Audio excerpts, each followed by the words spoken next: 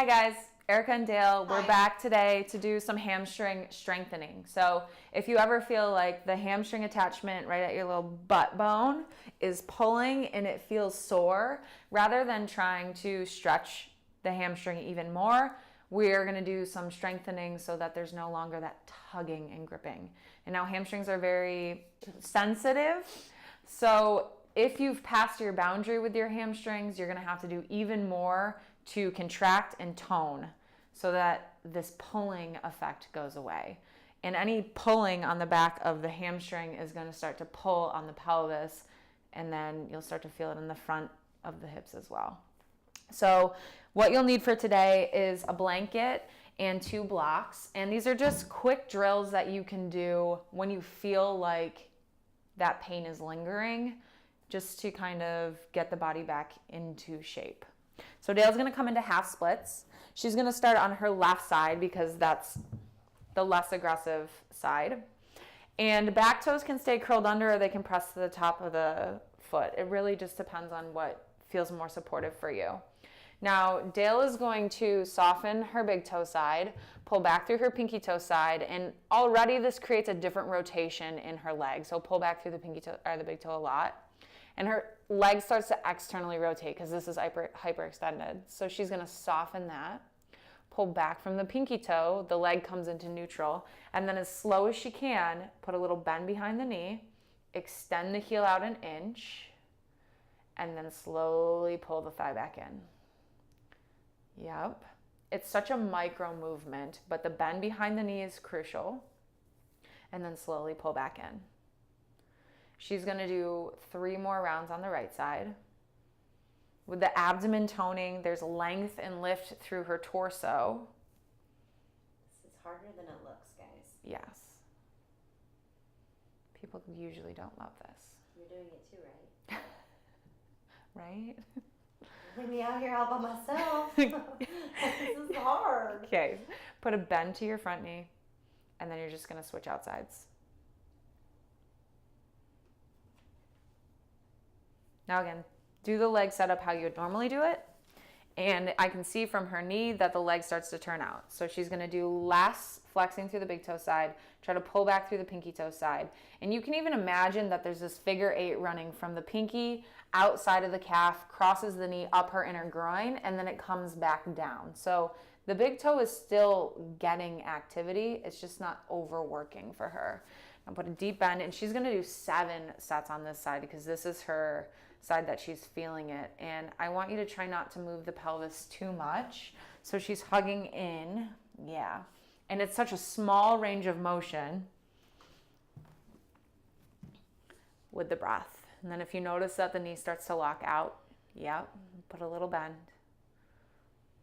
Dig down through the center of the heel when you draw back. Trying to go slow. Yeah. Slower is better. You don't have to rush these so that you can feel what's happening in the leg. I hope you're counting. 2 more. We'll say 2 more. 2 more. I'm the worst counter, you know that. I know. We're both terrible at counting. Okay. She's going to I'm gonna do 1 more for good measure. do 1 more for good measure. And then she's going to bend the knees, and she's going to step to the top of the mat, forward fold. Interlace your palms behind the back of your neck. Just do less for a moment. And I want you to deeply bend your knees so your hamstrings aren't overworking. Point both feet forward. So this one turn in just a little bit. She's going to move her shin bones forward and lift up from her kneecaps so that she's doing some work through her quadriceps. Now, if the butt and the sit bones are back too far, this might feel a little unstabilizing if you're not used to it, but she's going to draw her weight forward just a little bit. Everybody is different. So some people favor the heel, some people favor the ball mount, some people favor the outer edges of the feet. I just want you to take 3 deep breaths.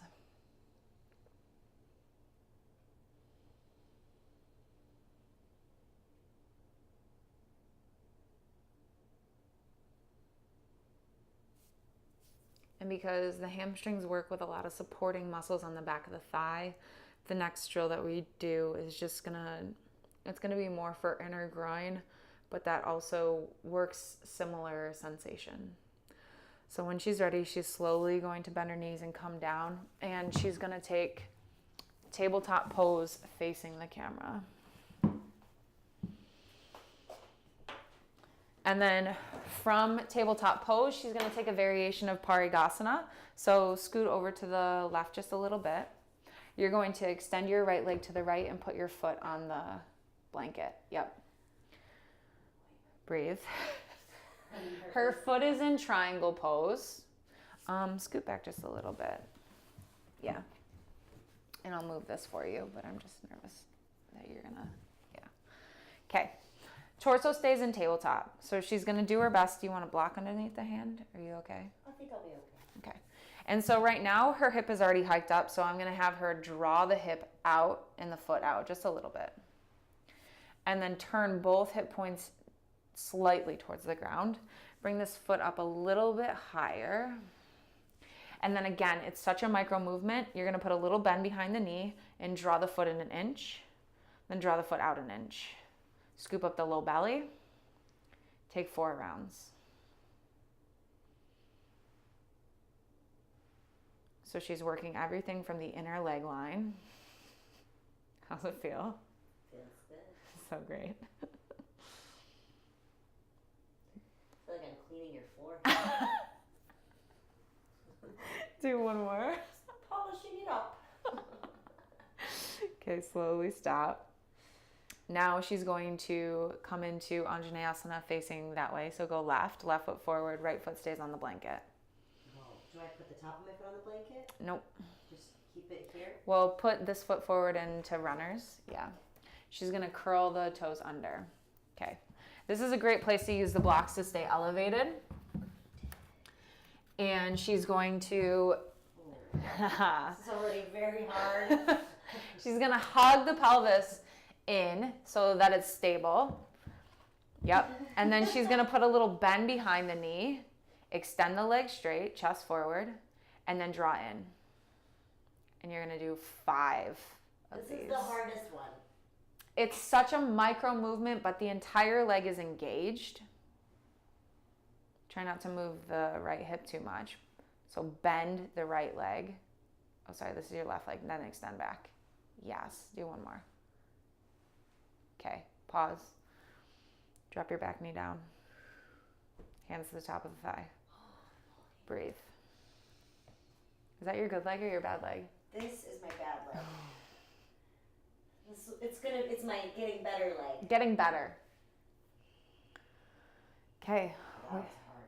We've got the left side. Oh, yes we do. Okay, she's gonna turn around. Nope, no, we're gonna do the other thing first. Oh, I forgot. Did we do half split? You're gonna get the... We're gonna do the butt shot. But this is really great so you can see how the pelvis is moving. So, Parigasana. It's really great. In the tush. We've lit up the tush.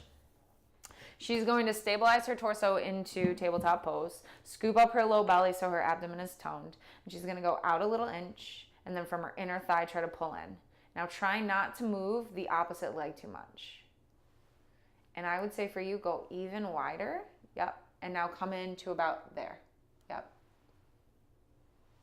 Yeah. Last 3. Breathe.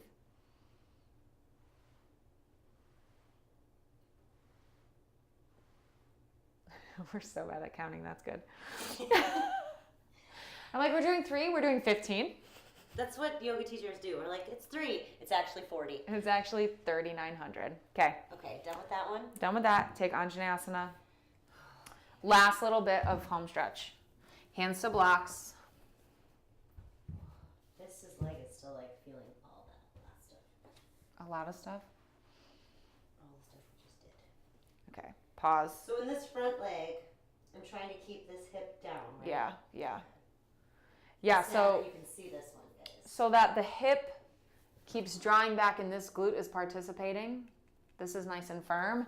And then this Firm as it could be. this leg I want to be firm but little bend. So she's going to bend, use her quadricep to pull in, use her hamstring to push out. Yes. Let's take 5. 5. Ugh. 4. Last 3. 2. Last 1. Okay, step to forward fold, top of the mat. Inhale, lengthen the spine. Exhale, forward bend. She's gonna let her head be nice and heavy, but now she's pitching forward into her ball mount. So dig your heels down. Yep. Wrap your thigh bones to your face. So no internal rotation for you. Yeah.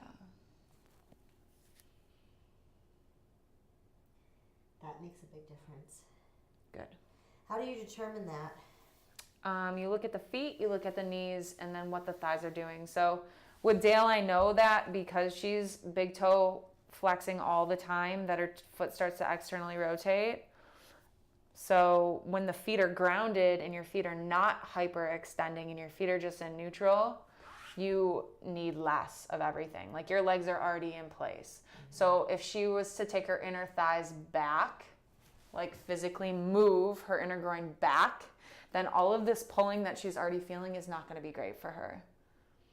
And then if she was to do opposite action, inner groin towards her armpits, outer hip moves out, she just doesn't need that kind of rotation. Cool. Slowly lower down.